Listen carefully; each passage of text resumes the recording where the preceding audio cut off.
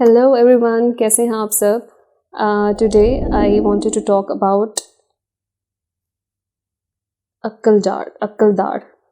Normally जो कहा जाता है कि अक्कल दाढ़ निकल रही है, तो पॉइंट्स ये हैं कि अक्कल दाढ़ या जिसको विजडम टूथ कहा जाता है वो कब निकलता है, वो कितने होते हैं, वो किस तरह से निकलता है और उसकी सिग्निफिकेंस क्या है।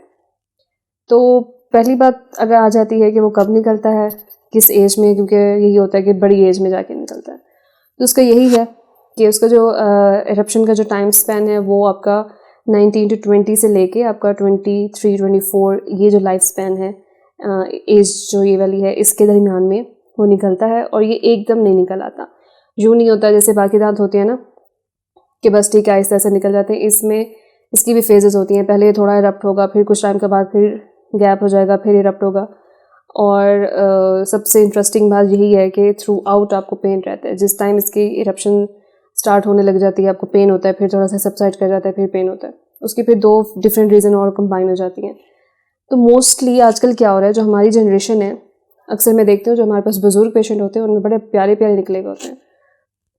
लेकिन उससे पहले मैं आपको ये क्लियर कर दूँ, नॉर्मली ये कॉन्सेप्ट है हमारे अवाम में कि जो विजडम टूथ होता है वो एक होता है या दो होते हैं और वो नीचे निकलते हैं। तो ऐसा नहीं है, जो विजडम है, जो अक्ल दाढ़ है, वो 4 होते हैं और 2 नीचे होते हैं, 2 ऊपर होते हैं, आखिरी जो दांत होते हैं, तो वो चारों साइड पे ही होते हैं। सिर्फ नीचे एक साइड पे या सिर्फ नीचे दोनों साइडों पे नहीं होते, ऊपर भी होते हैं।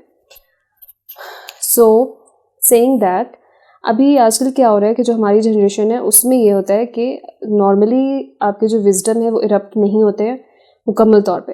किसी के आधे होते हैं, किसी के होते ही नहीं है, किसी के हड्डी में से निकल आते हैं लेकिन ऊपर मसूड़े के अंदर, उसको मसूड़े के बाहर नहीं निकलते हैं। डिफरेंट किस्म की फिर इसमें आ जाती हैं, टाइप्स आ जाती हैं।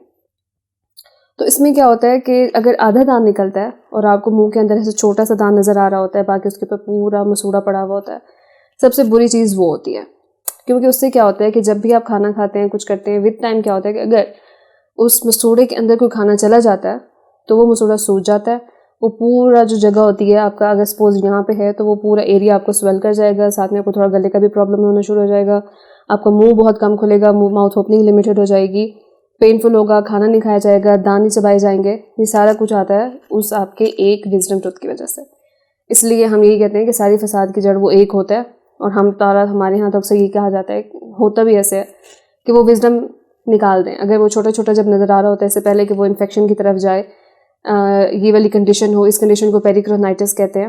पेरिकोरोनाइटिस से पहले ही, क्योंकि उसका ओरल कैविटी में, उसका मुंह के अंदर कोई काम नहीं है, दांत शांत उसने खाने चबाने के लिए यूज़ नहीं होते, तो ये कन्फ्यूजन होती है कि जो, क्योंकि वही कॉन्सेप्ट है ना कि दाढ़ है तो दाढ़ तो खाने के लिए इस्तेमाल होती है। तो फिर जब पेशेंट इन सिम्टम्स के साथ आता है कि इस तरह से हो रहा है, तो हम जब उससे ये कहते हैं कि एक्सट्रैक्शन होएगी, तो वो डर सा जाता है कि ये तो मेरा खाने का दांत निकाल रहे हैं।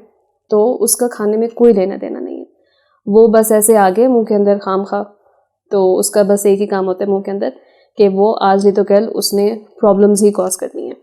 ये हमारी जनरेशन में ज़्यादा हो रहा है। मैं अक्सर काफ़ी ओल्ड पेशेंट्स मैंने देखे हैं, तो उसमें क्या होता है कि उनमें बड़ा प्रॉपरली एट जो होता है उनका विजडम टूथ जो होता है वो बड़ा प्रॉपरली निकला हुआ होता है, उसमें कोई किसी किस्म का प्रॉब्लम नहीं होता। तो again theories are it's a part of evolution and all that, तो खैर वो हमारा फील्ड नहीं है। सो ये हमारी इसमें एक्सट्रैक्शन होती है। एक्सट्रैक्शन इसमें डिफरेंट किस्म की होती है, कुछ सर्जिकल होते हैं, नॉन सर्जिकल होते हैं। सर्जिकल में भी सिंपली ये होता है कि अगर सॉफ्ट टिश्यू है, ऊपर आपका गम्स पड़े हुए हैं, तो जस्ट गम को थोड़ा सा इंसिजन दे के उसको थोड़ा सा काट के दांत निकल आता है। मतलब इतना कोई रॉकेट साइंस इसका भी नहीं होता, ज़्यादा डरने की ज़रूरत नहीं है, हाइप क्रिएट करने की ज़रूरत नहीं है। कुछ चीज़ें होती हैं जिसमें थोड़ी बहुत कॉम्प्लिकेशन आ जाती है, तो वो उसको हैंडल करना थोड़ा डिफरेंट होता है। लेकिन नॉर्मली क्या होता है कि इजीली ये चीज़ इसको एक्सट्रैक्ट कर लिया जाता है।